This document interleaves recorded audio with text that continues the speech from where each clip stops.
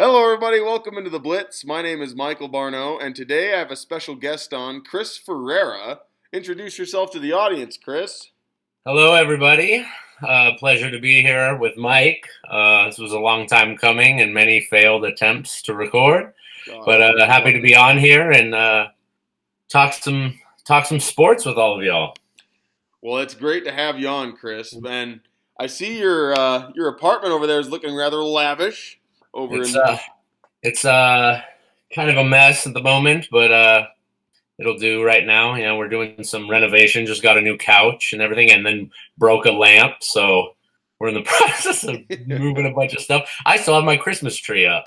Literally, if I can pan the camera over, I'm one of those people right now. I've been too lazy to take it down because that damn thing took me so long to put up. I'm getting some months out of it. Well, at least you're getting some. Hey, you know what? You can just leave it up and it'll be there for next year. I might as well, because by the time I take it down, it's going to be June, and then it's going to be already time to start pulling the boxes out. Yeah, so you're like, might as well just leave it up. Might as well. Just leave it up there. Cool decoration. Absolutely. So, all right. So, you texted me earlier about this, and it's about that. Apparently, Adam Schefter broke some story about a new CBA agreement. Do you want to tell us a little bit about that? Yeah, I got that text a couple hours ago and immediately sent you a message. I was kind of shocked when I was reading everything about it, especially with the fact that, you know, for the last, decade, we've been arguing about college football expanding their playoff. And then all of a sudden now the NFL, who pretty much has a perfect product, I don't think anything is wrong with what they have going on, besides, you know, some of the minuscule controversies they've had over the last couple of years. But nothing is going wrong with the NFL, but they decide, you know what, let's change our playoff system and change the regular season. So I was shocked. I thought things are fine in the way they are, but Adam Schefter announced that the CBA that's supposed to be ratified here in the next couple of weeks is going to be moving the NFL to a 18-week season, 17 games and one bye week, and then eliminating a preseason game and adding a seventh playoff team to the playoff format and eliminating one of the byes from the number 2 seed. So it would vastly affect. I mean, even look at what that would have done to this last year's playoff. That would have meant the Chiefs would have had to play in the first round, likely against the Steelers at home. Yeah. Yep, so and then the Rams would have made it into the playoffs with that format. It's funny, the Cowboys and the Browns still would have missed the playoffs, even with this score. but yeah, I mean, it would have completely.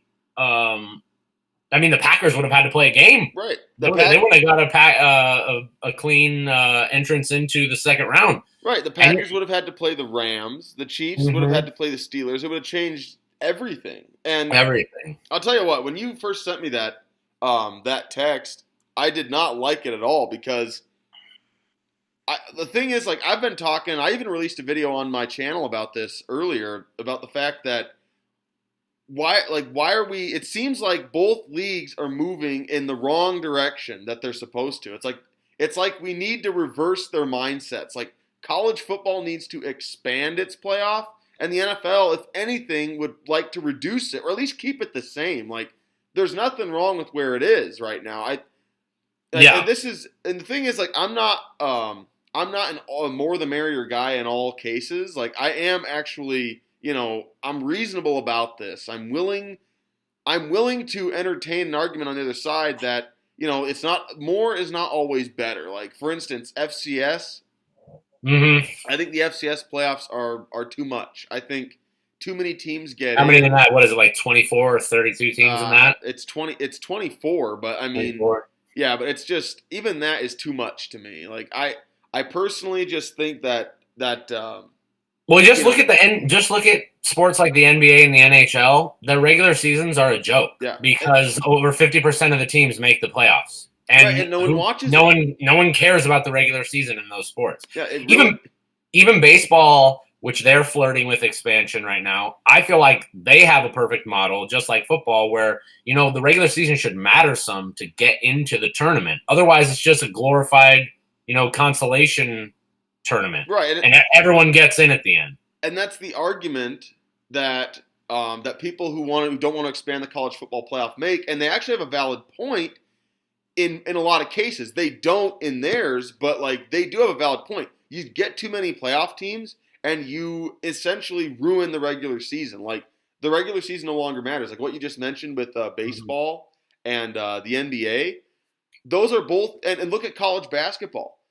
All of them are disaster. No, I don't even watch it anymore. Right? Nobody. College basketball has turned into a one weekend event. Everyone just watches it for that first weekend of the tournament, and then even then we snooze out after that because everyone just wants to see those first couple upsets and then whatever. Right, exactly. So like those are all sports. Like I don't want the NFL to go the route of these sports that we just talked about, like where the regular season means nothing, and that is what hurts the viewership so much. Like, and they're in danger of doing that to the NFL. Like if they actually do go like. I'm all for expanding the regular season. I heard somebody say, everyone who's complaining right now won't be complaining come wild card weekend when you got 6 games on that weekend and you're excited. But then I'm like, so I want to watch a bunch of Duck Hodgeses playing in this wild card weekend and watch shitty football. Like, right. It's like, do you really want a Duck Hodges led Steelers team in the playoffs? Mm-hmm. Like we all know that. Again, like that team does not deserve to be there. Like we should not. No. That's. I looked at that actually because I saw an article that released that exact scenario. It's like the 2 teams that would have made it would have been the Rams and the Steelers. Now, in the case of the Rams, like I could actually make some type of an argument that maybe they could give somebody some trouble. Like they've got they went to the Super Bowl the year before. Like it could give them a shot to try to get back. Exactly, but like I would still. But at the same time, I'm totally okay with them not making it because they didn't deserve to this year. I was freaking out at first because I was like, my God, we're gonna get some of these under 500 teams getting into the tournament, and I would lose my mind if like a 7-9 team went on to win the Super Bowl. But then Warren Sharp tweeted kind of the last 10 years. If the format would have been the 7 games, and he posted all the teams that would be in, and he posted that 5 10-win teams, 9 9-win teams, and 6 8-win teams would have made it in the 7th seed. And when I was reading that and reading the teams that would have made it, that kind of made me feel a little bit more comfortable with the fact because I'm like, okay, we're letting good teams in. Mm-hmm. But then it's like the thing that I'm upset about it is the NFL's been wanting to extend the regular season anyways because they want to make more money. Obviously, it's going to add another game. They're going to make more money. Right. But what about the players' safety? What about the fact that you're going to make them play more games? I don't understand why the players are not wanting to, fight for another bye week or something like that. There needs to be something else given to them rather than just like, this is all going to be money for the owners. Yeah, they're going to make all the money. The thing is, like when we were discussing this earlier, like we were talking about the fact that, and I was totally thinking that, like, look, it's okay if they want to expand the regular season, but if you're going to do that, like, you need to do a second bye week. And look, who's going to mind football season going a little longer? Yeah, I mean, all of us love football. We want it as long as, like, the XFL's on right now, and I can't get enough of that because I thought it was going to be garbage, but I'm like, more football on TV. Yeah, and the XFL is obviously a topic we can discuss another day, but like looking at how it would make the regular season longer, again, I'm totally okay with that, especially if there's going to be a longer schedule anyway. There's more games we can put on TV, so it's not like I don't know even if it would extend the NFL schedule because of the proposal has it removing a preseason game. So that would be one less week of preseason, which would become the regular season. So the proposal has 3 preseason games versus 4, right, and then 17 games versus 16. We wanted to get rid of a preseason game. Yeah, but everyone wants to, especially because if you're a season ticket holder, that's money that you're paying full price for a game that doesn't matter. Now at least you're paying for a game that's going to matter if you're a season ticket holder. Yeah, and the thing is, the players though have not signed off on this yet. No, so not yet. The owners have agreed to it. Well, of course they have. I mean, we this is an owner-friendly deal. The players don't get a ton with this. Now, they do get paid. I was reading something in the article saying that they get the way it is now, they don't get paid those teams on the bye, they don't get paid during the bye week, and apparently under this deal they would get paid. So there was that, but I think that the players are giving up too much in this. I think there needs to be discussion of a second bye week if we're going to go. I think the ideal thing, I don't know why we didn't just go to 18 games, and we go to 18 games and then we put a second bye in there. That honestly, I think that's what they should have done. Yeah. Everyone's continuing to say, this is going to make the end of the season more competitive now because now more teams will be vying for that final spot. And I'm like, yes, but by eliminating a bye, now you have taken incentive away from those top tier teams to play more later into the year to try to get that bye. Exactly. Because only one team's going to get it now. And if there's a team well in in the lead, there's no incentive for those middle tier playoff teams to keep trying to get the bye. Right. So, it's vice versa. Yeah, well, the thing is... And I'd honestly rather be watching the playoff teams that are going to be in it playing hard to the end of the year versus these fringe 500 teams trying to get the 7th seed who are going to get one and done probably anyways in the first round. Yeah, I don't think much of the whole idea of expanding the playoffs. I mean, we have, what is it, like 36% of the league makes the playoffs right now, and under this agreement it would be 44. Do you really want half the league to make the playoffs? I mean, then we're just creeping closer and closer to basketball territory. Exactly, and that is dangerous territory. Like, look, I think they're like the money of the money is corrupting the whole situation because because they're trying to get this money, they're going to ruin the regular season and they're going to turn the NFL into the NBA. I know they say like, well, people won't get tired of watching football. I disagree. I think that if you make the regular season irrelevant like that, people will tune out because now the games don't mean as much. And like, why is it that you go to an MLB game and it's so sparsely attended? It's because there's so many of them. Not to mention, you want to argue about, keeping your top tier talent on the field because this is like a TV show. We want to keep our leading men out there. Right. You're adding more games for them to get hurt. Yeah. More games where imagine Patrick Mahomes is having to play one more game and he gets hurt again, and there goes the Chiefs season. Yeah. Which happened earlier in the year. I mean, it's football. It's a physical game. People are going to get hurt, and by adding more to the schedule, adding more of a grind. So I don't know. They'll probably have to, they might have to increase the rosters. They're going to have to do a lot of different things because it's already slim pickings as it is at 17 weeks with the amount of people that are playing. And now you're just adding more to the gauntlet. I don't know. Yeah. I mean, as a football fan, of course, I'm going to say, yeah, more football, but I'm looking at it from the side of the players and thinking, like how you said, I don't want a washed down product. Yeah. I'm a baseball fan. I know we're talking football, but I love baseball because the regular season actually matters in baseball. Even though people are like, baseball's a boring sport, it's an old man's game. That's not the point of it. The point of it is that every one of those 162 matter because of how little people get in. Now, college football is the same thing. It's why we love college football because only a small percentage make it in college football. But I know you did a video on the percentages earlier, but the fact that, in baseball, only 33% of the teams make it.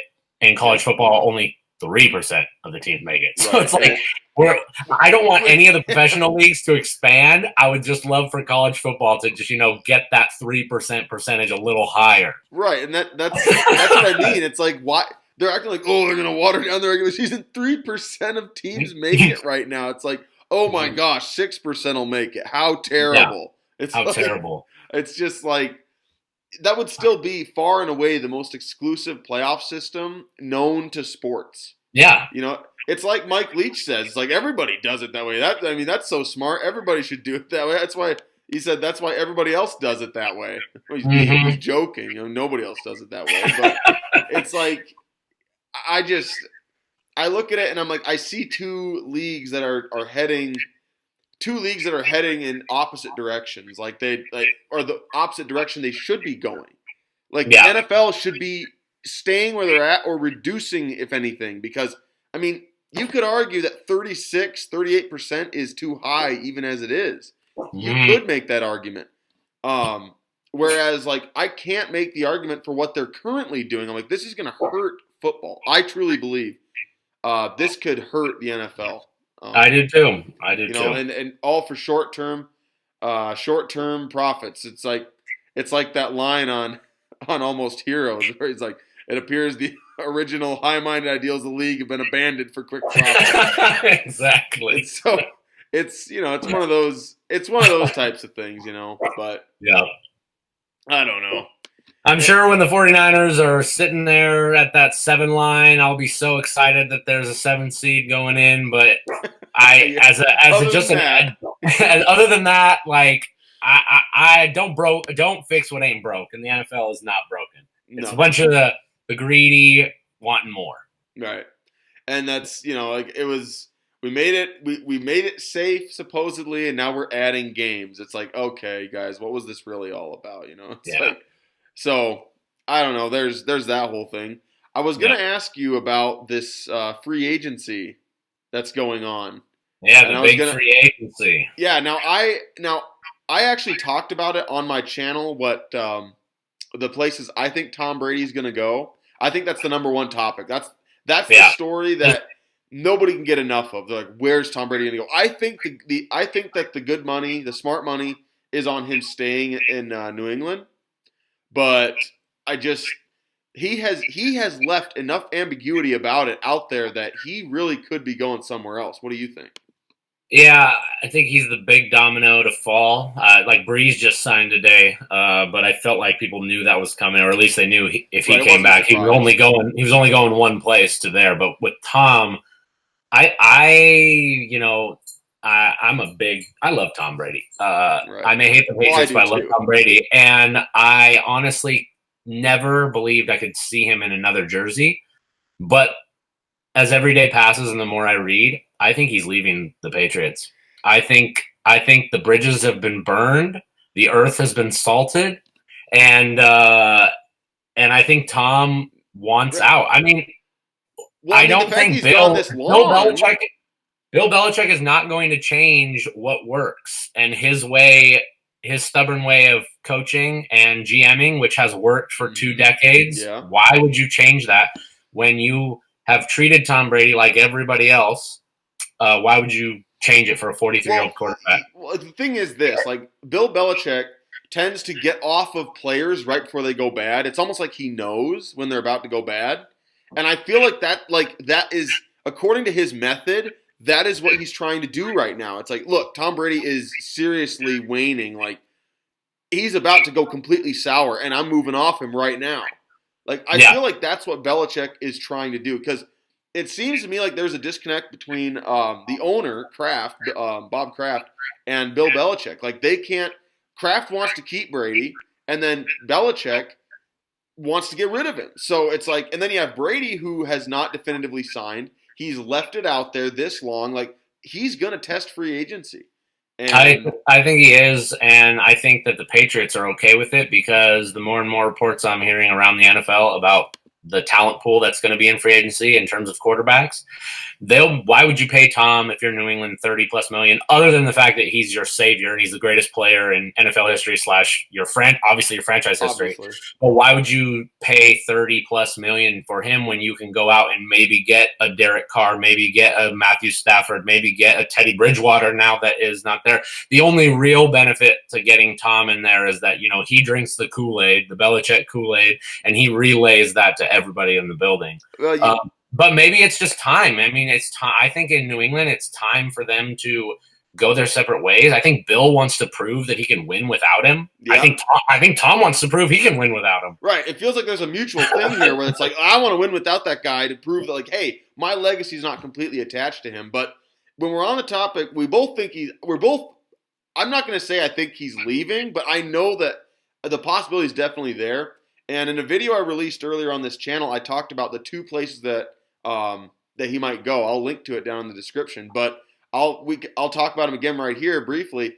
The Chargers and the Raiders, to me, make the most sense to him. And I just found out Tannehill re-signed with the Titans today. If I'm not, he did re-sign. Right, so that removes them off of the. Oh damn! I was really hoping he was going to go to Tennessee. Why did you want him to go to Tennessee? I just thought, I wanted him to be in the AFC. I wanted him to play New England. And I thought, going to play with Vrabel, a like-minded coach, and then also the weapons that they have down there in that running game, Jesus, I felt like that was the perfect place for him to go. But now that you broke that news, I'm gonna have to change where I think. Well, the thing is, I actually never was that big on the idea of Brady going to Tennessee. Now I heard those rumors.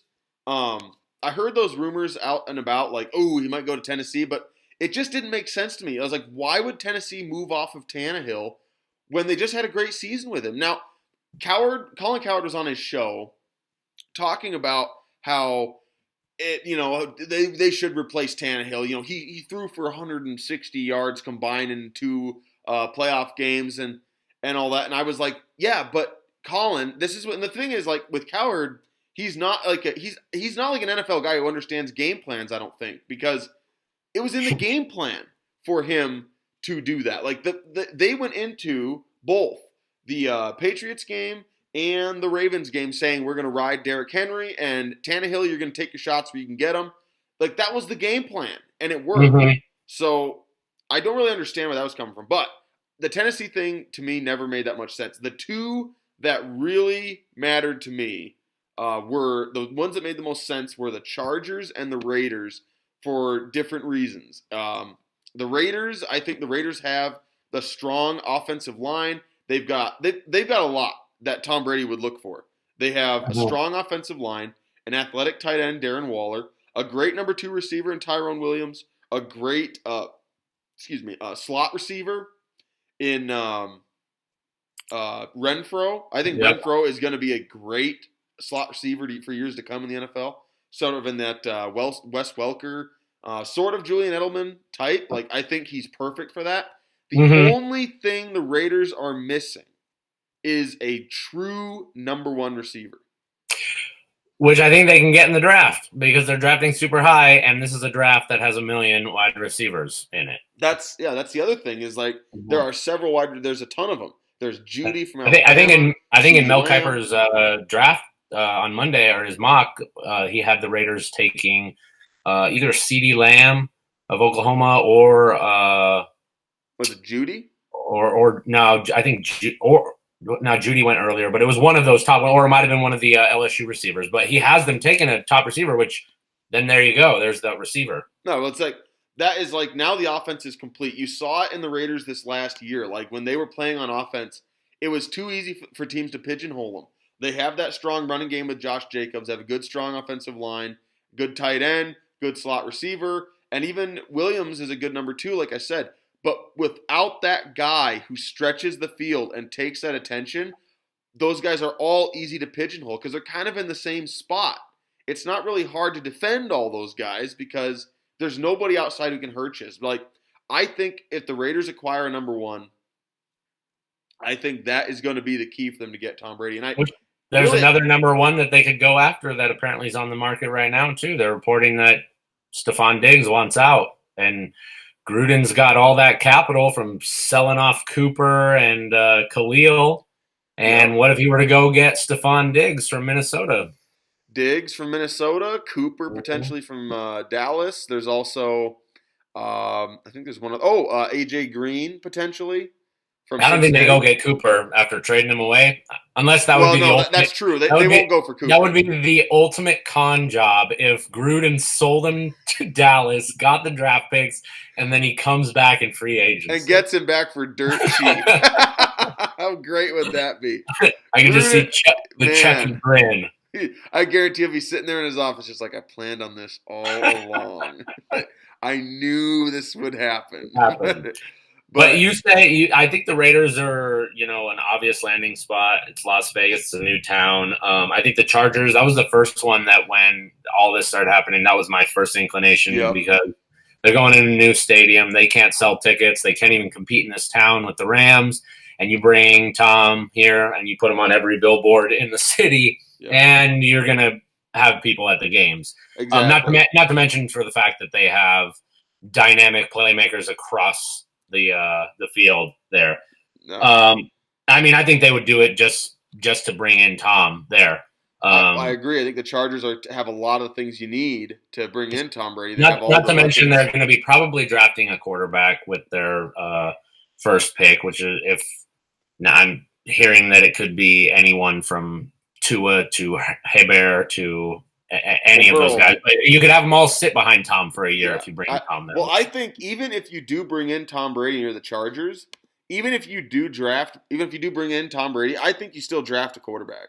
Yeah. I still think you do because Brady doesn't have much time left. Like now, I mean, you can even see it this last year.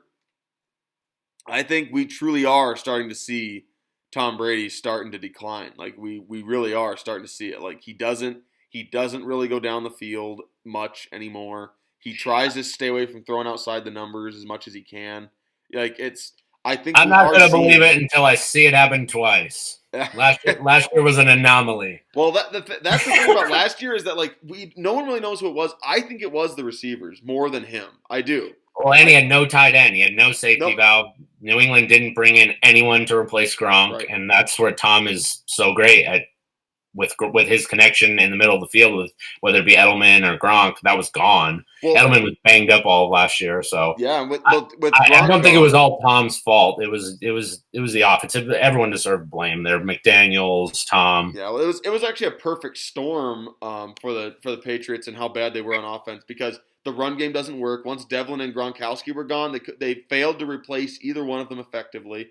Gronk, and then in the passing game, Gronk being gone took away that guy that if you're gonna shadow Edelman like teams did all year this year, if you're gonna do that, like you're gonna have to go one-on-one with Gronk on the outside, and you're gonna lose that matchup. So all you have to do is watch. If you watched any 49er games this year, you know why the Patriots were so successful because the way that George Kittle dictates our run game is the exact same way that Gronk did when he was there with New England. Why they were able to run the ball so well because George Kittle is like a second coming, a smaller version of Gronk, just as physical. And Gronk, for how great of a receiver he was an even better run blocker. Yeah, he was an amazing. People forget that about Gronk. He was an amazing run blocker. Mm-hmm. And it's like And then you lose that, and you lose Devlin, like you said, with the injury, and then and they couldn't do anything. It was just the deceptive dink and dunk screen, short passes for Tom, and Josh McDaniels is trying to call the fanciest play. Like they're trying so hard to create offense, and it's like they didn't have to do that last year. Like lost in a lot of the talk about Tom Brady is the fact that last year when the Patriots won the Super Bowl, they were a power run team first. They were not. Yeah. They were not like drop back with Tom 4 wide and throw the ball around. They actually did not like doing that. And if you look at their scores from 2018 and 19 last year, you'll see that they actually didn't score that many points usually. Mm-hmm. They mainly kept control of the game and they ran the ball a lot more than people thought. And the other guy who really lost out on losing those two was Sony Michel. Sony Michel is a finesse runner, and without those two, he can't create space on his own. And it really hurt him. Like, he's not a guy who makes his own space. He needs his blocking, and he couldn't get anywhere without those guys. So his stock dropped a lot this year without those guys. God, like, he was on my fantasy team for like 6 weeks. So I finally was like, I can't anymore. I have to get rid of him. Gotta get him out of here. Dean Devlin screwed me. Mm-hmm. But yeah, so I think you kind of have. I've heard other teams, but I think it really is. I heard Indianapolis, but I don't know if he'd go there. Honestly, everyone was freaking out, thinking, Giselle's not going here. She's not going here. Like, right. I don't think any of that has anything to do with it because I didn't think so either. I heard their son is going to start going to school in New York. She'll probably live in New York, and Tom will just go for 6 months to whatever team he's going to. Probably. Like, he's probably not going to be moving the whole family out to wherever he goes unless it's Los Angeles. No. No, I think with the Tom Brady thing where, he's going to again, I have a hard time believing he will actually leave New England, but the more he does this, the more I believe, wow, I think he's serious. Like, I think he is going to leave. So, there's always that. But the other guy I want to talk about is Phillip Rivers. Do you know anything about him? Yeah, Melvin Gordon out here just tweeted that he could see him going to Indianapolis because their old offensive coordinator is now coaching in Indianapolis, and then you could plug him in that Indy offense. And honestly, I don't know if Phillip would be an upgrade over Brissett because Captain Phillip just loves to chuck it up there. And right. I'm also hearing Tampa Bay is an option because he moved his family to Florida because his wife's from that area, and so he could step into the Jameis shoes and throw another 30 picks for Tampa Bay if they Well, I want was him. actually saying like they want to pick up Rivers, but they're like, well, their big problem with Winston is how many picks he throws. I'm like, if there's a second place in that category, it's Rivers. It's Rivers. It's Rivers. So like, the guy just rose up. I don't know how many Chargers games I watched this year that ended on a Rivers pick. No, the thing is, like, those two are like they're like clones of each other in terms of like how they play. Like, by the way, did you hear Jameis had LASIK surgery and he was like blind basically? I did. Maybe that's why he just. He's gonna be the MVP this next year now that he had his eyes fixed. He's got. I guarantee he saw blurs. He threw for 5,000 yards and 30 touchdowns with blurry vision. I don't know. We'll see. Like, we will see. Like, that is the funniest thing ever. Like, what if he was been lying to all his coaches all these years? He really can't see anything out there. I just am kind of excited. You know, I'm excited and sad because this old guard of quarterback that, you know, we grew up watching them come into the league with Brady and Rivers and Roethlisberger and Manning there and Breeze, they're all finally starting to head out. And I'm sad, but I'm also excited for this new age of quarterback. The one that I'm super excited to find out where he goes now that Breeze decided to come back is Teddy Bridgewater. I wonder where he's going to go. Well, with Bridgewater, I heard that the Redskins could be after him. They're going to need a quarterback with Rivera. Yeah, the thing is, I haven't heard anything with him. Speaking of Rivera, just quick comment on that. I think he's going to do a great job up there in Washington. I think he went and got Jack Del Rio. I think that kind of strikes me as a sort of like a Chiefs with Steve Spagnuolo type thing. Like, go get this old, proven defensive coordinator who has proven he can win. I love Jack. I'm actually so pissed. I'm a huge fan of Del Rio. USC didn't hire him when they had the head coaching job open for him. I remember you talking about that. I would love Del Rio and not Helton right now. Yeah. Well, anyway, I think he's going to do great there, but it depends on it. As long as ownership doesn't get in Rivera's way, because that's the thing with Washington. Yeah, Snyder and them. But the thing is, I haven't heard anything about Bridgewater. He's really been quiet. I don't know what he's going to do.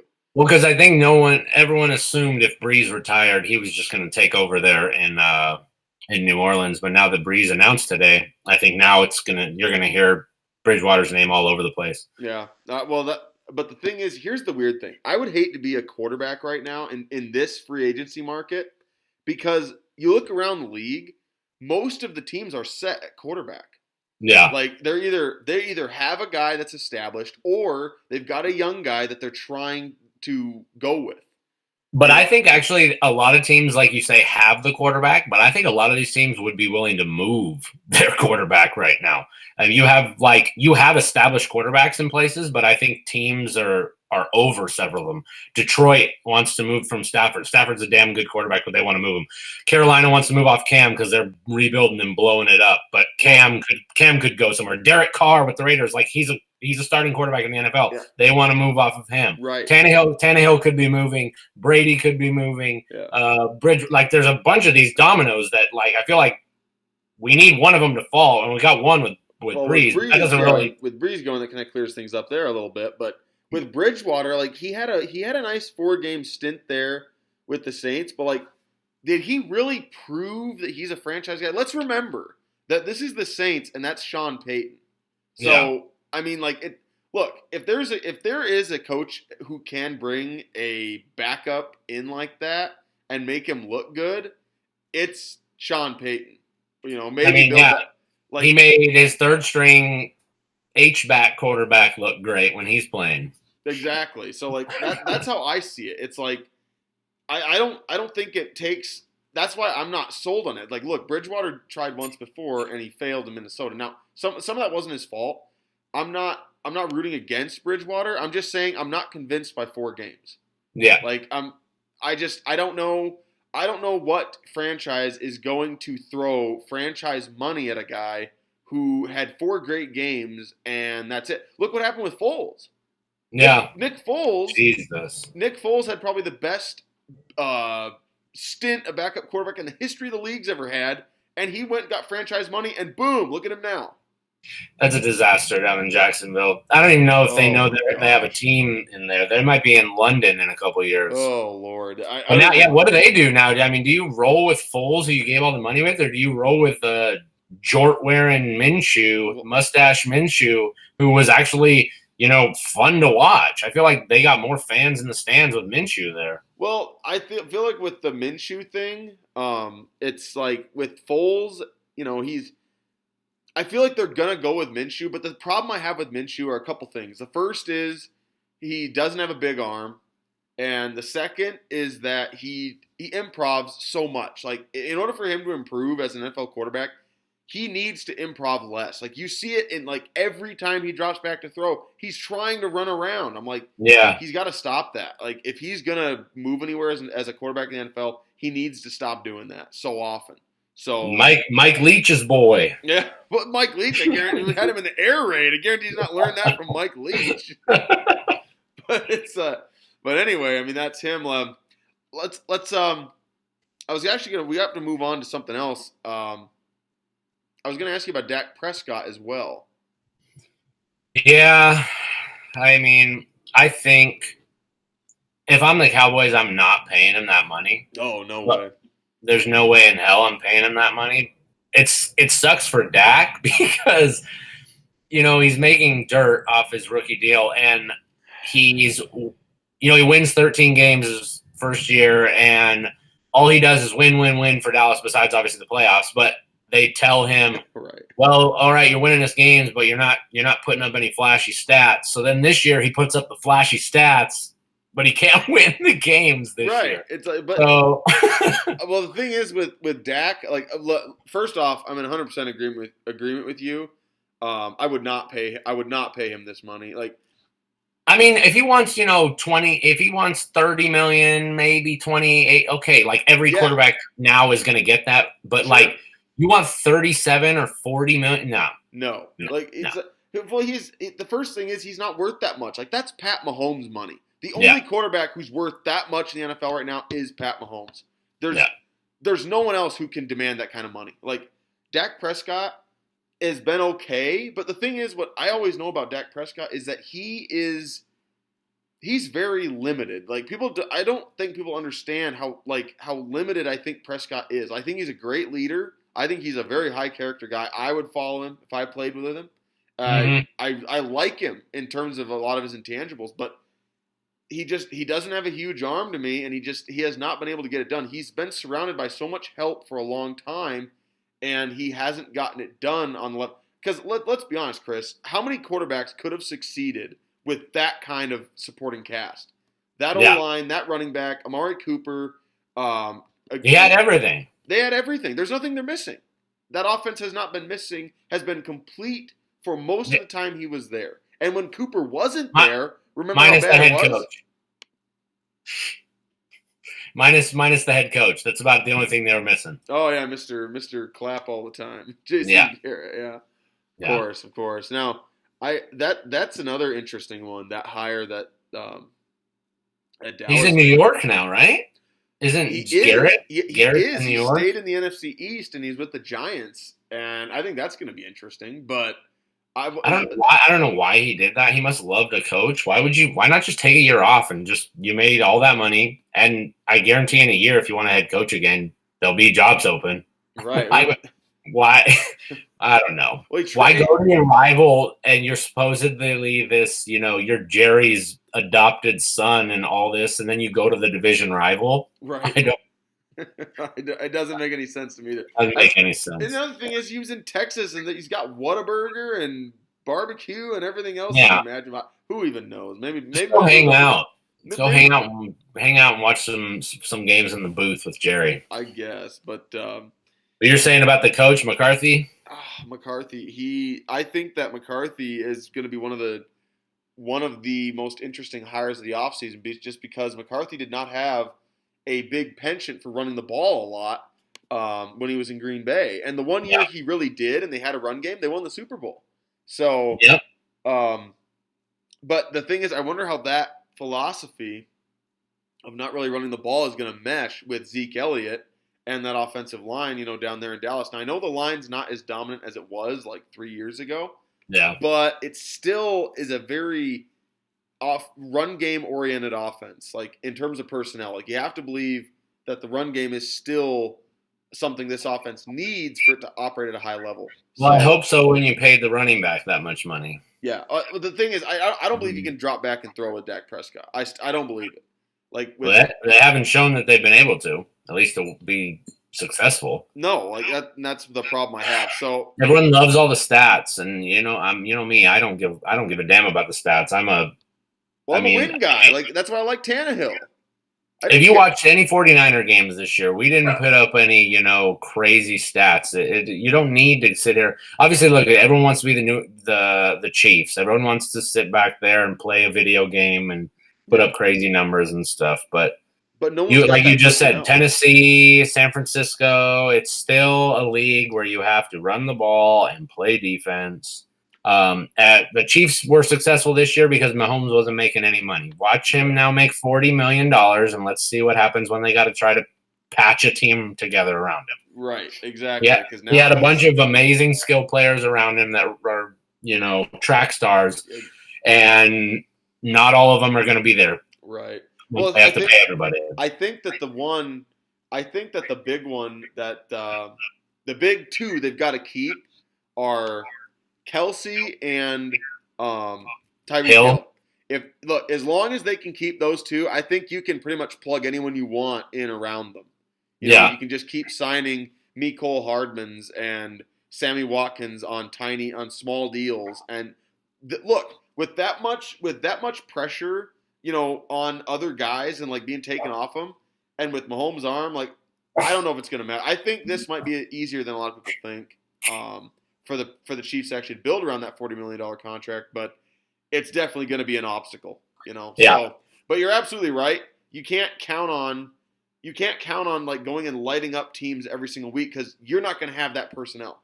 In the NFL, most teams don't have the personnel to go light people up like that. I mean, I'm a bitter 49ers fan right now, and of course everyone's going to be like the Chiefs won, but look at the Chiefs in the Super Bowl. This is dynamic offense for 3 quarters. Did nothing. Yeah. All right. It didn't matter if you have it. You have to have a good defense and everything. And that was the one time. That was probably the one time in history that a team has come out and done that in like the fourth quarter. I've never seen that before. Yeah. Besides New England a couple years earlier against Atlanta. I suppose that's true. But let's move on to some running backs. I want to talk about Melvin Gordon. And the guy who lost the most money this year. Oh, geez. He made the biggest mistake. The thing is, I have a philosophy when it comes to running backs like Melvin Gordon, David Johnson, Derrick Henry. They're all similar running backs to me. Like they may not be exact carbon copies, but they're all the same type. I like to call them one cut guys. Mm-hmm. Like, so what they are is like you get them behind the quarterback, under center, and you turn around and hand the ball to them. With Tannehill. With the Titans, look how they ran Henry. Like, it was all under center. Like, they ran him under center, and on a stretch play, just big fella, stick the foot in the ground, pick your hole, and just hit it 100 miles an hour. When Henry started running that way, that's when he became an all-pro. Yeah. And Gordon could become similar, too, because Gordon is not as big and powerful as Henry, but he's the same type of guy. If you get him behind center, run some outside zone stuff, now he's effective. But you put him in the shotgun. You put like David Johnson's the same thing down in Arizona.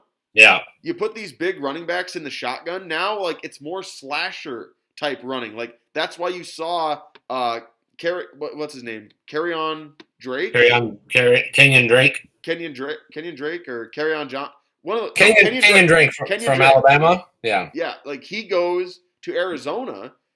The Cardinals pick him up from the Dolphins. He goes to Arizona and dominates, takes David Johnson's spot because he's built to run in that offense. Yeah. Like, I guarantee you, David Johnson's a name that all of us recognize more than Drake. Heck, I couldn't remember his name just a second ago. And we all know Johnson's name more than Drake's, and yet Drake took the job from him because he's more suited to play in that offense. Yeah. Those guys need to find. I think Henry's a fool if he leaves Tennessee. I think. What? Yeah, I don't know why you would leave anywhere that has the offensive line that Tennessee has. Right. That's why if you want to know why Melvin Gordon lost a bunch of money is because the Chargers have no front to pass block, run block, anything. That's why Philip Rivers threw as many picks as he did. It's why they were unable to. It's why Eckler became so valuable, because they had to just dump the ball down as quick as possible because they couldn't run block, they couldn't pass block. Yep. And Melvin, if I'm him, I'm trying to get out of San Diego and I'm going to go somewhere else. Exactly. And if I'm Henry, I'm looking at what happened to Gordon this year in San Diego, and look, that could easily be you. Los Angeles or Le'Veon Bell. Yeah. Or Le'Veon Bell. You could easily be one of those two guys next year if you go to the wrong team running the wrong offense for you and that doesn't have a good offensive line. Mm-hmm. He's in the catbird seat. Just play hardball with Tennessee and just settle for what their highest number and just stay there. Because I just don't know what other team you're going to go to that is going to commit to you as the type of runner you are, as Tennessee has done with him. I don't. Yeah. I think that's the stupidest move of the offseason is if Henry leaves Tennessee. But that's my opinion on those guys. I think that those one-cut guys need to go to different guys. I think Johnson needs to leave Arizona, go to potentially Detroit. I think Gordon. Again, my thought on Gordon from the start was that San Diego should deal him. That I think that they should have done it at the beginning of the year before they played him and lost a ton of value on him.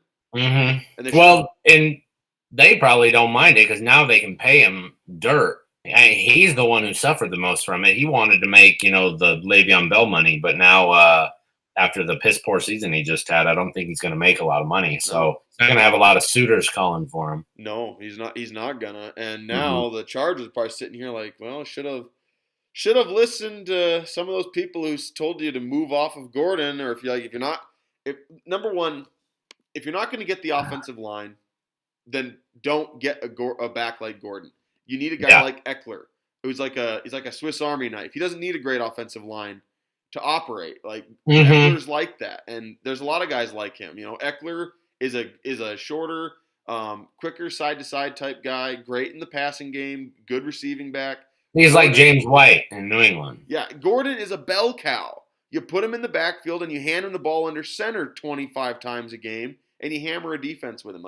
He needs to go to a team that's going to commit to him like that. So that's my thought on those guys. I want to shift to this. Frank Gore, we actually talked about this earlier. Frank Gore for Tevin Coleman. You had a theory on that. Would you want to share that? I'm just a conspiracy theorist 49er fan who has always loved Frank Gore and has never stopped loving Frank Gore. Even when he left, I totally understood. Now, I did not know he still had, 5-6+ years left on the tires to keep running. I wish we would have just kept him this whole time. But, yeah. I think he's nearing the end. He's third all-time rushing. His son is about to start college. His son's a running back too. I would love if he was able to play, try to pull the LeBron type of thing where he's trying to last as long as his son can get into the league, and then they could be in the same backfield. Don't know it'll happen. That's a major hope. I'm hoping it happens, but if it doesn't, if he has 1 year left, I want him back in the Bay. Kyle Shanahan proved that unlike Tennessee and these other teams that like Dallas that need a bell cow, we don't need a bell cow in San Francisco. We have a scheme that's, run oriented, and you can plug in whether it's Raheem Mostert, Matt Breida, Tevin Coleman, Jeff Wilson Jr. It's going to be successful, and Kyle Shanahan's going to scheme you up. So I'm perfectly fine with the 49ers if we're trying to save money. We don't have a lot of cap space, and we're trying to run this thing back next year. Yeah. And we have the ability to possibly cut Tevin Coleman and save $5 million. And if we could bring back Frank on, a league minimum deal, if he wanted to just come back to the Bay $250 and play for another shot at a Super Bowl, and just have him be part of that three-headed monster in the backfield led by Mostert. We might even lose Breda, but I mean, I'm okay if we brought in Gore, drafted a running back somewhere later in the rounds, and let Mostert go. And I don't know if it'll happen because Shanahan loves Tevin Coleman. I mean, he brought him over from Atlanta. Well, the thing is, like, what I find crazy about San Francisco's run scheme is all of their running backs look largely the same. Yeah. If you watch them run, like, it's hard to tell who's running sometimes. Like, they're all like track stars and surfers. Yeah, like Coleman and Mostert look like replicas of each other. Mm-hmm. Like, it's like I can't tell who's running the ball. Oh, that's him. Like, Breida's a little shorter. Yeah. But I mean, like, they're all the same type of guy. Like, they knife through defenses. We were just talking about running backs wanting to get paid, and the 49ers are probably the every other running back in the league probably hates what they saw us do, because we just proved that if you have a scheme, a good blocking tight end, and a great offensive line, you don't need to pay a running back if you can get the right. If you can have a hole the size of a semi can drive through, doesn't matter who the hell's running through it. Yeah. You can have an undrafted free agent in Breda. You can have a guy who's been cut by 7 teams in Mostert. It doesn't matter. Yeah. So yeah, I could talk 49er run scheme all day. And everyone that wants to shit on Kyle Shanahan, I'll defend him till the end, till there's no air in my lungs. Yeah. And I'm so happy that he's our coach, because we, as long as George Kittle is there, man, we're well, Kittle, I think we can run this thing back next year. Yeah, Kittle is the key. He's he is to the 49ers what Gronk was to the Patriots. He's so important in both phases of the game for them. Like, all you had to do was watch the 3 games he missed when he busted his ankle against Arizona. Yep. We almost lose that game. We almost lose the next one, and we almost lose to Arizona again. And when he finally comes back, we go right back to rolling and running the ball. We could not run the ball when he was out. It was sort of like with Ford when they didn't have Ford in the game in the lineup. It really took the edge off that pass rush. They no longer had the double-edged sword there to really go after teams. So I was actually really happy to. I wasn't actually happy about it, but but D Ford came back, like he changed that pass rush. It was it was not the same without him.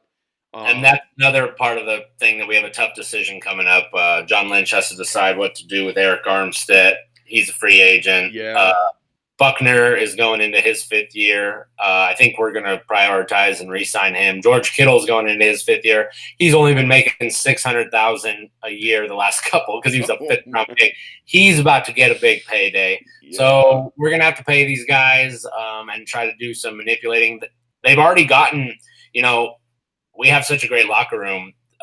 Quan Alexander, who was like the emotional leader in the locker room, who got hurt midway through the season. Right. He was supposed to have about a $13 million cap hit next year. He's already restructured his deal to where he's only going to be, I think, around a $4 million cap hit. Our center, Weston Richburg, who got hurt, has restructured his deal. And a lot of guys are starting to do that because they realize winning is fun and they're trying to run this thing back. Right. So when you get some winning in the locker room, you got guys that are willing to, take these team-friendly deals. Right. Take these team-friendly deals. Like, okay, now we can sign that guy, and now we can keep that guy, and now we can. In fact, Deebo Samuel just tweeted today saying, I know I have no say in this, but I'd really love it if Emmanuel Sanders could come back. And that's another one of the big guys that we have to decide if we want to bring him back. And I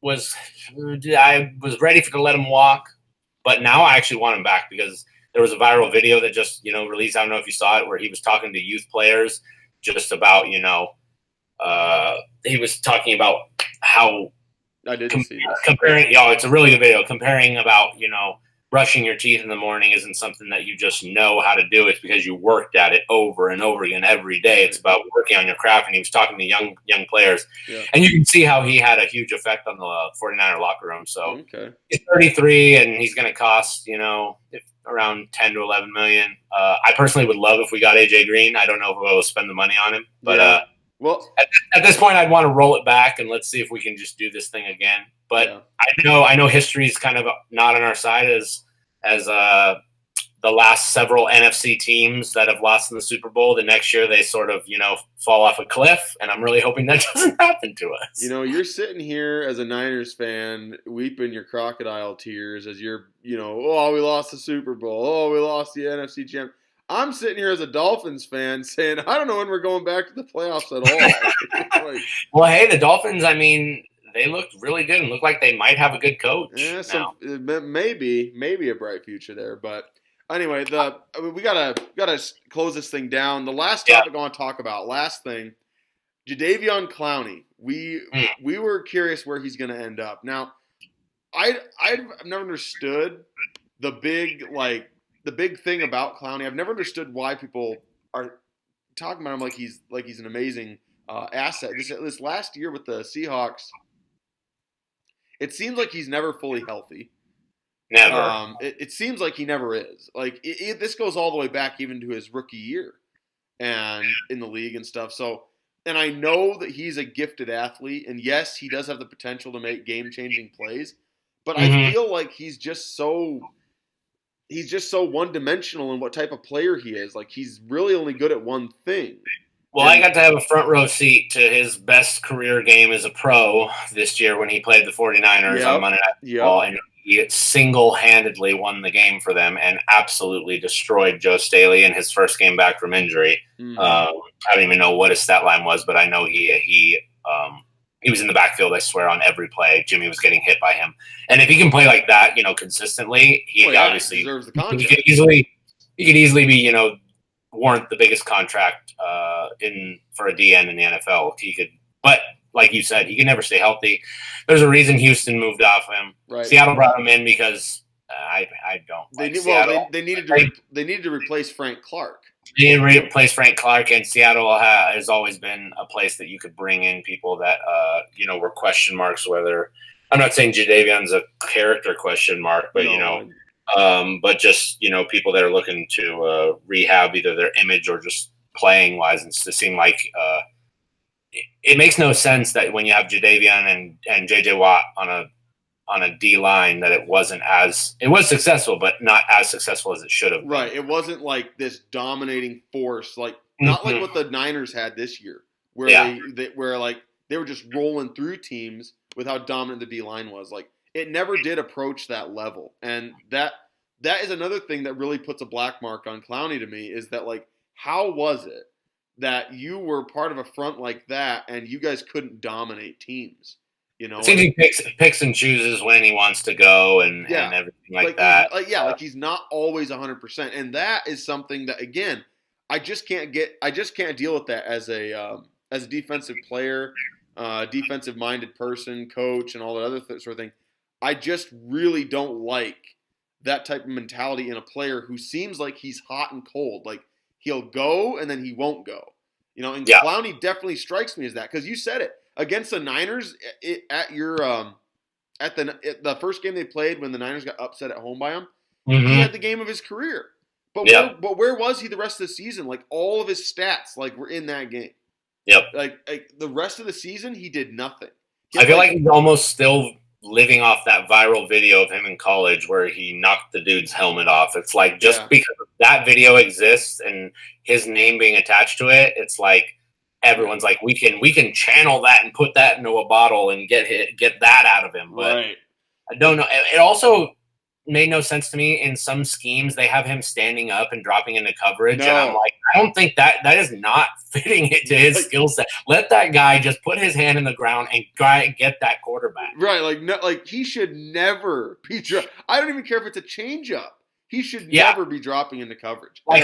Robert Saleh of the 49ers defensive coordinator was experimenting that this year with Bosa and was having Bosa drop. And I was like, don't stop it. Yeah, he's one of those guys that you just need to just say, go. Just go. It's one of those things that a coordinator will do. Like, why? Like, this guy's a defensive end. Stop. Don't do that. Like, it's sort of like when a D coordinator will drop a defensive tackle into coverage. Like, what are you doing? Like, I understand once every, if you're trying to throw them off, once a game and stuff, but when they routinely do it, I mean, he's got to be in the right scheme. He is, to me, a 4-3 defensive end. He's not a 3-4 outside linebacker like some teams are trying to use him. And again, he can stay healthy. I don't know where he'd go. I don't know who would pay for him. I don't know if Seattle would bring him back. They might. That's actually where I was going with this. Like, where do you think he's going to go? I think Seattle would want to bring him back because I think he did. I think he did make some difference for their defense when he was in. And not to mention, like, that defense. I don't know what happened in Seattle. Like, the defense, even a couple of years ago, was amazing, and like it has reached a point this year where it's like the worst. It's one of the worst defenses in football, and I don't even know how. They have Bobby Wagner. You have. They lost the entire Legion of Boom, and then you lose your D line, and when you win a Super Bowl, you lose a bunch of the coaches, and it seems like Carroll kind of had to change his coaching style because he burned out all those guys with his college coaching style that he brought into Seattle, and now he's embraced Russell Wilson and been instead of the college coach who's the more defensive minded guy, it's let's build this flag football offense around Russell Wilson, and we'll let Russ just save us from everything. I don't know if you just got Seattle a half better defense, they're the most terrifying team for me as a 49ers fan. I never want to play them. Well, it's like they're the thing is, like, Russell Wilson is the only quarterback in division. Well, that's actually not true. They actually have trouble with Murray too. And I was just reading a thing that was like, we were so excited that the Cardinals took Murray because we got Bosa out of it, but now we're like, oh damn! Now Russ. We got to deal with that guy. Now we got to deal with Murray for the rest of his career down here too, and we don't. I think most quarterbacks, man, they're tough to guard, especially after playing them every damn week. Right. Well, I think that's another reason why, to bring this back to the point we were talking about, I think that's another reason why I think the Seahawks will hold on to Clowney, because I think you're going to want that level of athlete chasing after, a Murray. You're going to want him to have to worry about a guy who's athletic enough to catch him. And I think that Clowney brings that to the Seattle D-line in a way that nobody else does. So I don't know. I think Clowney's going to re-sign with Seattle, but we will see with all of these predictions. But I just think that it's going to be an interesting offseason. But it is, and it'll be popping off here soon. I think free agency or what? I believe February 25th is the franchise tag day. That's the day everyone's going to get franchised. Yeah, and then free agency opens March 16th, I believe. I believe so, mid-March, March 16th or 18th, one of those days. We will definitely keep an eye on all this stuff. But anyway, we're going to have to close it down for now. But, Chris, I want to thank you for coming on. It was a pleasure. Thank you for having me. Thanks to you. Thankfully, we could get this thing up and running, and looking forward to doing many more of these throughout the offseason and end of the season, talking about all various things. All right. Well, Chris, great having you on again. You have a great night. Hope you all enjoyed listening. This has been another edition of The Blitz, and we will see you all later.